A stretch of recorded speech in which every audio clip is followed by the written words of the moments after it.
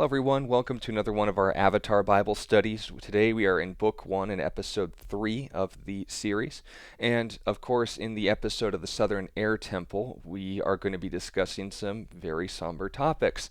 But with all of this said, I'd like to first start in the passage that will largely encompass the topics we'll be discussing here today before we make any comparisons to Christianity and the themes within. We'll also have the chance, where relevant, to discuss Hinduism and where these terms and concepts came from, such as reincarnation. So, starting with the book of Jeremiah, chapter 31 and verse 15, this was spoken around 600 years before the time of Jesus. It says, "Thus says the Lord, a voice heard in Ramah," this is a city north of Jerusalem, "lamentation and bitter weeping, Rachel weeping for her children, refusing to be comforted for her children, because they are no more."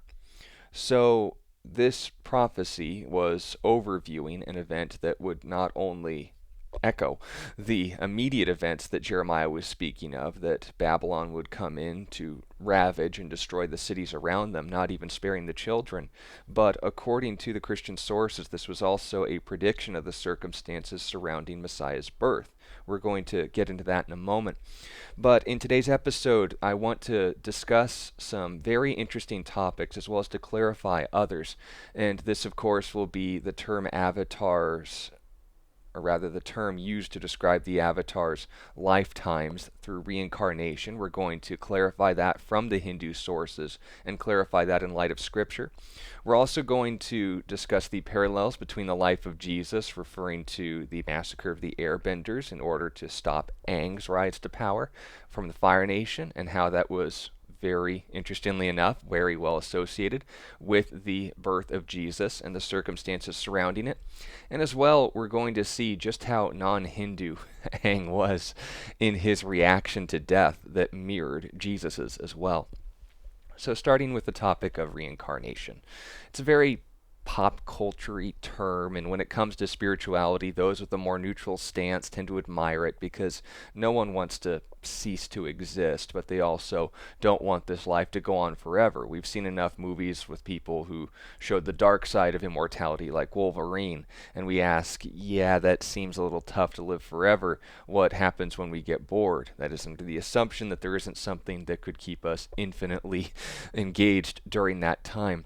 But there's also that false understanding of reincarnation, and we need to be careful not to make up our own definitions of something that sounds better to us when the people who actually came up with it had a different perspective. Because if reincarnation is true, I think the people who came up with it were the ones closest to the truth, if it is true in the first place.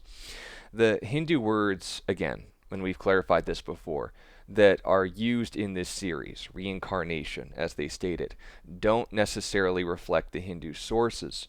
And while I'm sure there is some Hindu out there that would use these terms in this way to approach and define their view of samsara, which we'll define here in a moment as well, we need something solid in order to come to an actual understanding of what something is or what reincarnation is in this context, rather than a horde of contradictory opinions. We don't ask an individual, what do you think about this? I want to know what the religion actually teaches, and if they're following that religion, they'll follow that definition. I think that's fair. Now, the basics that a Hindu who actually knows what their sources say, as well as their traditions, would understand the word reincarnation is a combination of two words. Re, meaning again, and incarnate, which means to enter flesh, incarnate. But the view of reincarnation that we saw in Avatar was not reincarnation. Aang didn't enter into an entirely different species or center of mind and being, consciousness, if you will, varying from plants or protozoids or animals or insects or humans. All of these different transitions that are supposed to reflect your state of karma, which we'll discuss in a moment as well, wasn't what we saw with the Avatar. Every time the Avatar returned, it was in another human form, but with a shared identity. Now, that is what you would call transmigration. Trans meaning to transition or move from, and migrate, that you, as a whole, the Avatar, was moving into another body. Now, transmigration would be their view of samsara, referring to Avatar the Last Airbender. And believe it or not as well, this view and the concept of reincarnation as a whole, transmigration as it's more accurately defined, is actually a punishment for good and bad karma. Now let me say that again. It is a punishment for good and bad karma. That needs to be understood, because when people think of karma, they think, oh, well, do more good than evil if you want more good to happen to you. But here's the problem. The goal of Hinduism isn't for the most good to happen to you or to do the most good. To reincarnate is a punishment for the good you have done just as much as the evil. If you want to be a good Hindu, you want to achieve oneness with Brahman, then you want to cancel all good and evil until you ultimately achieve what they call moksha. And that is where you cease to exist by entering into Brahman. The Gita, the Bhagavad Gita, the most well and comprehensive source on Hinduism, clarifies that there is no rebirth for those who enter by Brahman, according to Bhagavad Gita, chapter 8 and verse 16, and that this liberation from rebirth is the goal to escape perpetual suffering, which they associate with existence itself. This is in chapter 2 and verse 40. So if the Avatar was being reincarnated in order to be consistent with Hindu belief, it was a punishment for his actions of, well, acting. That's what karma means, action. Good or bad isn't the goal. It's bringing both to a zero sum. No, not even a balance, a cancellation of all good and evil. That's why the most devout Hindus and adherents of other Eastern religions don't spend their time trying to help the poor or the suffering. They spend their time separate from society and denying themselves any worldly pleasures, just meditating all the time so that they can achieve that total state. And it would be in lines with the Greek concept of Stoicism, that life's tough, but I'm tougher. I am not affected. I don't care about suffering. Therefore, I'm not affected by suffering. That's the mindset. My solution to suffering is to ignore it because I've adopted this higher state of consciousness, this perspective that doesn't care about suffering anymore. I don't do good. I don't do evil. I just exist until I don't. And that's the hope one day, that you'll stop existing. So when you wonder and you look at things like the caste system, the lowest on the totem pole, what they call the Untouchables, these people are kept in that state of suffering and neglected and even enforced into that state of suffering. Why? Because according to the Brahmin caste, the highest class, the priest class, they are paying off their good or bad karma in their lifetimes, or rather their previous lives. And if you interfere with that, you're committing the only real sin in Hinduism, which is to perpetuate this cycle of samsara, to make it harder or longer for you to have to work out these things in future lifetimes, which is even the motivation for certain Hindu terrorist groups that persecute and torture Christians for daring to do good deeds to those who are just trying to work out the evils or the goods that they've done in their past lives. If you assist the poor, then you're causing good things to happen to them, and then that good thing will have to be worked out later again in life. It's punishment for good things happening to you or good things that you have done. So if a Hindu is going to be sincere, to go to the roots, they would want to put a stop to this, under the assumption, of course, that they took Krishna's word for it, that I don't participate, I believe his word was, in inaction, but total detachment from my actions. And this is how they oftentimes justify a hedonistic lifestyle. But all that being aside, Uncle Ira wasn't the first one to come up with that loophole. But here's the point. when we contrast Christianity and Hinduism, Hinduism makes this point with verse citation and chapter and verse reference.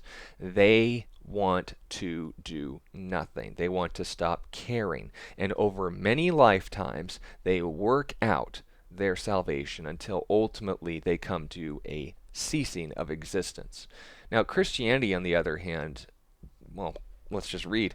In Hebrews chapter 9 and verse 27, it says, "As it is appointed for men to die once, but after that, the judgment. So Christ was offered once to bear the sins," notice, not the good deeds, "the sins of many. Those who eagerly wait for him, he will appear a second time, apart from sin, for salvation." So notice the emphasis on the detachment from evil, the deviation from God's standards, and the promotion, the pursuit of good, that for those who have received salvation, Christ will return. For those who die once, then comes the judgment, which literally is the conclusion in the English language. Now, understand the point that's being made here. The dividing line between these two positions is this. While Katara described the avatar cycle as reincarnation, it was actually transmigration. Even then, the purpose of either in samsara is to punish the individual, not to preserve peace in this world. That would be the last thing that a Hindu god would want to do, since it would perpetuate their own cycle of rebirth and prevent them from going to Hindu heaven, which is to stop existing. When we saw the avatars of Vishnu in his various forms, Krishna being one of them, he detached himself from all attachment. He made sure that his actions didn't affect people for good or evil, and that his only influence in removing those who were the wrongdoers, and the wrongdoers meaning those who did good or evil, were those who were setting the universe as a whole out of balance. This is an important perspective. This is an important perspective for us as Christians, as well as those who are just hearing about these Hindu terms, or perhaps those who aren't Christians but just want to know, okay, well, where does this term avatar come from? It is under an assumption, not only that there are multiple lifetimes, but also that there's this somehow an emphasis on good deeds over evil. Karma is not a moral system. It is referring to any action, good or evil. Samsara is a punishment, not a reward for how you lived, for better or for worse, in previous lifetimes, much to the chagrin of Shirley MacLaine and the New Age religions. And also note this as well, if we're going to consistently define anything in any religion ever, we don't go to the TV shows that present it very well. Because note this, they didn't. They presented something very different.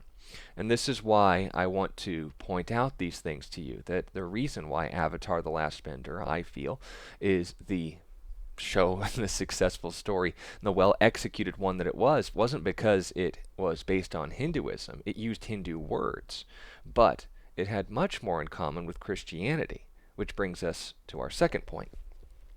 The Massacre of the Innocents.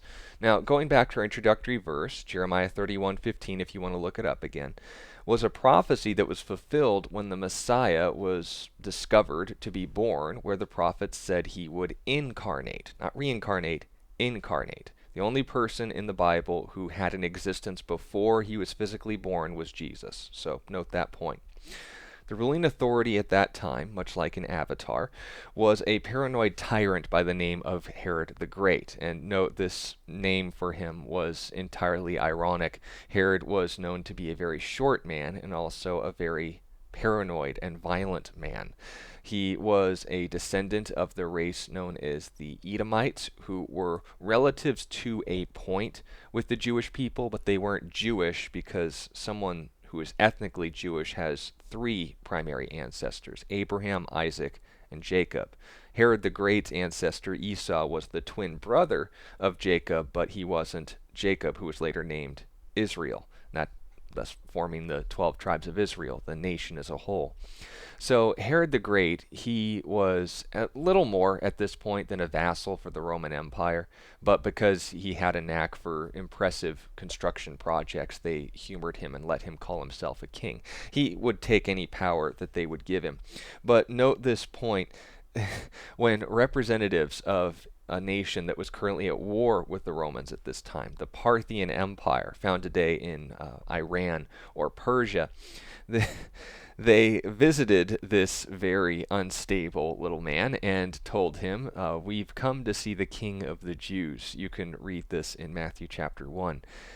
And you could imagine he wasn't very fond of hearing that. He was the King of the Jews. He was the one who had the title of king. For there to be a legitimate Jewish king out there, well, that's competition.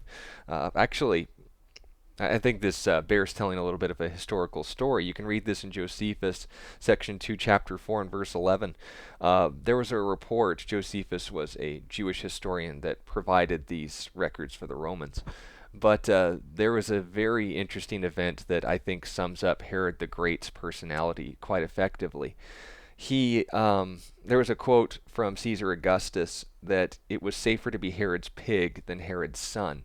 And the reason for that was because when his wife Miriam gave birth to a son, he he somehow got it into his head that she was doing this on purpose, that if she was producing male heirs, then she wanted an heir.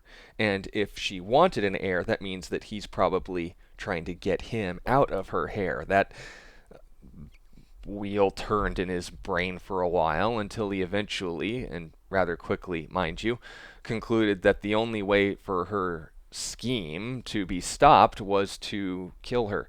So he had his wife murdered over the assumption that she was having a boy on purpose in order to dethrone him.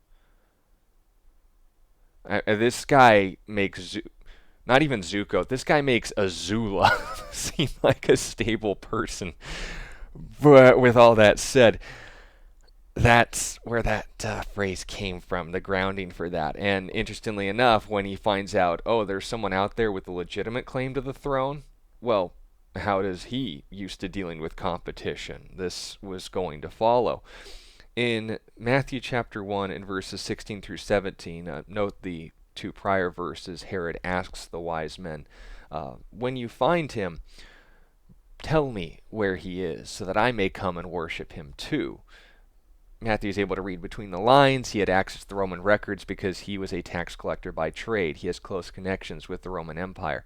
But what was interesting about this as well was when he was emphasizing the details surrounding Jesus' birth and how he fulfilled Jewish prophecies. Matthew was a Jew. He was speaking to a Jewish audience. They'd want to know, well, was he born in Bethlehem, like Micah 5:2 said? Well, was he born of the lineage of David? What's his family history? That's why it starts out with his genealogy in chapter 1. But what was interesting about this as well was he says, oh, tell me when you find him. I want to worship him too. I think we know what we mean by worship. And so all this is taking place, and the wise men are told by an angel, don't go back to Herod when you find Jesus. And we can piece together from the text that around 2 years had passed. I'll read the passage.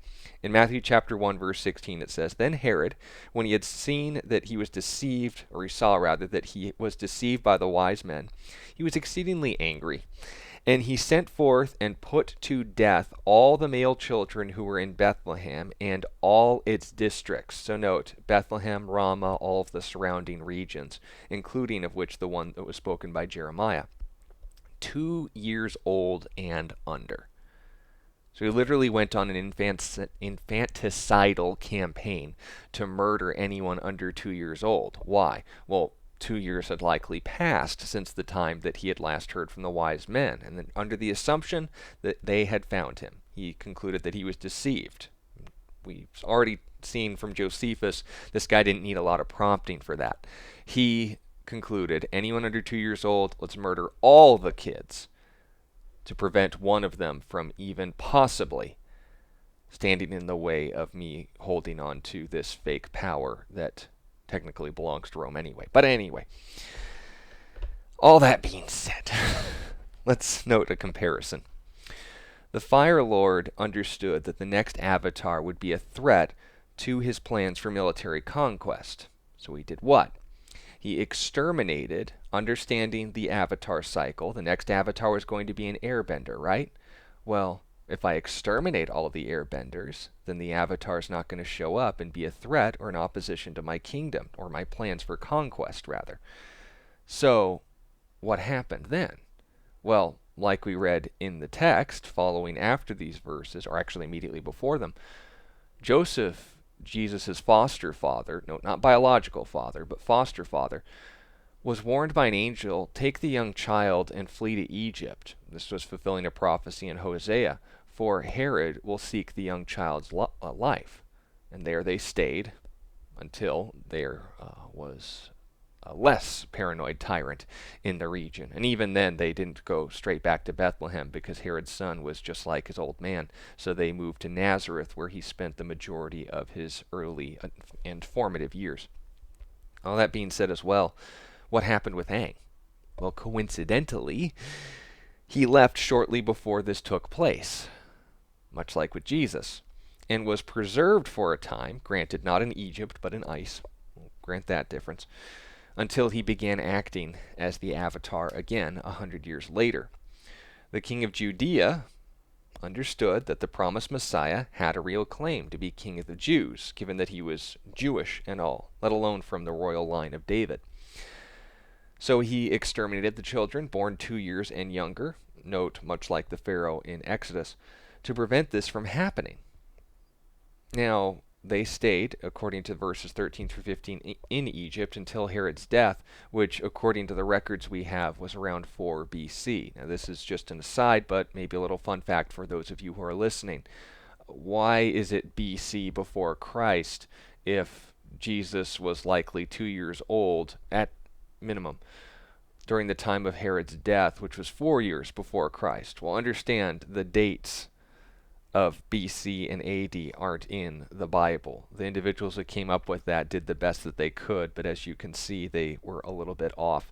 If you want to know the actual historical date of Jesus' birth, it was more than likely around 6 to 8 BC, if you're willing to be generous with these timelines. And note, if you think that Herod died immediately after Jesus went to Egypt, that would have been still around 4 BC, plus 2 years, 6 BC. So with that all being said, this is what brings us to our final point as far as parallels with Jesus as opposed to Krishna. We're quoting from the Gita, from the Avatar Krishna, in saying that the wise or the righteous person is one free from attachment or reaction to things, positive or negative. This is chapter 2, verse 57. Apparently, Aang and Jesus didn't get this memo, especially since the Gita wasn't actually publicized or verified in the form we read it today until 200 years after Jesus, but that aside. When Jesus and Aang both saw those that they loved experience what the Bible calls the wages of sin, Romans 6:23, for the wages of sin is death, they understood it not to be just the way that things are, but a consequence, a corruption, a distortion of what he created to be good. Christianity, and understand this, answers the question that Hinduism tries to ignore when dealing with suffering. Instead of saying that it's smarter to just ignore it, Jesus showed us how God himself reacted when he saw what death had done to what he created to be eternal. That's referring to relationships. In John chapter 11, an incident took place in the life of Jesus where his good friend Lazarus, Mary, and Martha were a family that had oftentimes hosted Jesus during his earthly ministry and had become close friends with him. They sent word that Lazarus was sick with a fever and, of course, was going to die. Jesus went to find that Lazarus had died, but note that there was an interesting response when he attended their funeral. He was fully aware of what he was going there to do, but interestingly enough, he still had a reaction, much to the contradiction of Krishna's advice, if indeed you claim that Jesus was just another avatar. In John chapter 11 and verse 32, this is following after Martha asks him some questions. He answers them, but ultimately comes to Mary, who asks him the same question, but also was a different person. So Jesus ministers to her the way she needed to be. Then when Mary came where Jesus was and saw him, she fell down at his feet, saying to him, Lord, if you had been here, my brother would not have died. Therefore, when Jesus saw her weeping, and the Jews who came with her weeping, he groaned in the spirit and was troubled. Now, note that because we're going to explain that here in a moment. He said, "Where have you laid him?" They said to him, "Lord, come and see." Verse 35, Jesus wept. Their response, "See how he loved him." And some of them said, "Could not this man who opened the eyes of the blind also have kept this man from dying?" When it says that Jesus groaned in the Spirit, the word is literally used to describe the snortings of an angry horse. He was so mad he went Avatar state, if you want to know the comparison to Aang. And this is why Francis Schaeffer once observed that Christianity is the key to reality that fits exactly right. Like Aang, they both looked at death and saw something wrong, something that ought not to be. And we recognize this as self-evident no matter how young or uninformed about death we are. If that comes from somewhere, then we have to ask, from what? Is it a result of our separation from the universe and we just need to learn to ignore that? The more callous we become, the more righteous we are? We look at someone who could care less at a funeral and we say, "What's the matter with you? Did you care about them at all?" No one would say that that's virtuous, and certainly not the foundation of morality. It may help you feel better, but dealing with feelings isn't always an apt response and solution to reality. Because if I'm going to look at any authority, or even any moral example, look at Aang. Was he wrong? Was he deserving of punishment for having the sort of reaction that would produce not just anger, but an anger-induced hurricane in response to the massacre of his quote-unquote family, his fellow monks? Was Jesus sinning, speaking to Hindus, for having a reaction to his friend's death? Christians, if Jesus wept in the face of death, what more should you do if you call yourself a follower of him? And why? Because something is wrong with that. We were created for relationships, not just with God, but with and for each other. And if that is cut off by physical separation, that's what death means, separation from your body and your consciousness. The second death, hell, is separation from you and God. But notice that common theme. Separation was something that was never intended for us. Read the Gospel of Matthew, and Jesus said that hell was created for the devil and his angels. Why? Because they wanted separation from God. But note that this theme here can't be reconciled with Krishna in the Hindu sources. It can, however, be tied to Jesus. And why? Because Jesus understood the same thing that we do, that death is wrong. It is something that ought not to be. And as we stated before, that comes from somewhere. The problem isn't that we exist, and hopefully if you stop caring, you'll someday stop existing after quintillions of lifetimes in the future, assuming that you stop caring right now. That's why Mahatma Gandhi once observed, himself a Hindu, that karma, samsara, reincarnation, was a burden too heavy for man to bear. The problem is that we're doing things wrong to each other. Not that wrong and right are what's wrong, but there is, in fact, actions on our part, intentional or otherwise, that are rightly defined as destroying this world. That there is a set standard for what ought to be done, and we, you and me, aren't doing it. And the only one who had the right to exempt himself from the suffering that we bring on ourselves and inflict on each other, note this, voluntarily became a part of it and personally provided a solution to the problem. And unlike Krishna, we have history on our side to know that his solution actually worked. Jesus said, "If I live, you will live also." Not that you'll cease to exist one day, but that you'll have life and a life worth living, a life that is more abundant than anything we could know in this world. And if we look at the resurrection and realize he proved that that worked, that he didn't enter into a new body after his death, that he entered into his prior body, perfected it, and raised it to never die again. That is not reincarnation, that is called resurrection. And that's the promise of Christianity, not Hinduism. Hinduism makes existence a curse, but Jesus entered into our existence and made us a promise. I've fixed this problem known as death, which is a bad thing, by the way. And if you want freedom from not only the fear of death, but also the power of death itself, the inevitability of the fact that you will one day be separated from everything that comes from him anyway.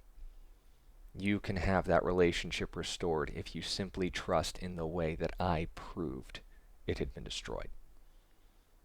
His authority is still over us, and that's the good news. He's still giving us the opportunity to make that choice. But to my fellow Christians, and reminding you of these things, why do you like Avatar? Is there an echo, perhaps, of something much more worthwhile? Is there an extension of the character of our King? Or is there the model, as his namesake implies, of someone being punished for the things he has done wrong, meaning that he cared? Thank you for your time listening to this study, and I encourage you, if you have sincere questions or want to know more about the sources that were cited, perhaps direct citation to the verses from the Gita that I referenced, I'll be happy to provide them in the comments below. Fellow Christians, if you'd like to discuss these things more, I'll be happy to discuss them with you as well, but understand what we're all talking about here. We're addressing Avatar in order to clarify the biblical text. So if you have sincere questions about what we've discussed in the Bible and how Avatar hopefully has clarified the significance of those events and their meaning and impact in our lives as well, please leave them in the comments below. You'll be treated like you behave. I will give you the respect due to human beings, but I also want to make sure that you understand that I will be treating you the way that you are first being willing to treat me. And also note this as well. I will give you the benefit of the doubt. I want to have these conversations. I want to assume you're genuine, but I want you also to know that respect will be shared after, and of course it is assumed. I'll look forward to those conversations, and as well, if you'd like to discuss things further on our Discord page, I'll be happy to provide the link upon request. But I want to thank you all for your time, and again remind you that Jesus loves you, that he cares about you, and that he's not a sinner for doing so. Look forward to talking to you again next time where we get to the Kyoshi Temple. And until then, God bless you.